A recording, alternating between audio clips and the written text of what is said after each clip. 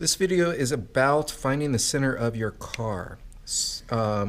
As we discussed in class, it's very important that your cars are symmetrical. This is a design of a car that is not very symmetrical, and you can see where it flares out a little bit here, where it's not the same on the other side, dips in here sooner than it does here. These are all things that will create drag on your car and force it one way in one direction or another as it goes down track, creating, again, drag and friction. So we need to find the center of the car. Now, what we'll do is we'll use our ruler, and if we measure straight across, you're going to notice that it's not an even number. So this is 1 inch and 5/8.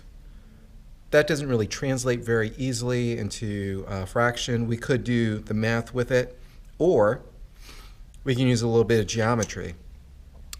The sides here represent two parallel lines. And what we're going to do is we're going to create a transversal. A transversal is a line that passes through two parallel lines. So we're going to line up on this line the 0, and on this side we're going to line up the 2. And once we do that, we're going to mark it at the 1, because it's equidistant from this point to this point and this point to this point. So that is the center there. Now we're going to move down our car, and we'll do the same thing here. So I've lined it up with the 0, and I'm going to line it up with the 2. And again, this is called a transversal.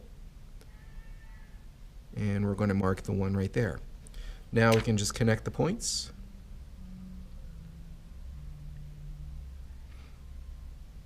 Do this very lightly in case you mess up. And that's the center of our car. So we'll go ahead and write top on this side as well, so we know this is the top of the car and where to put our plans.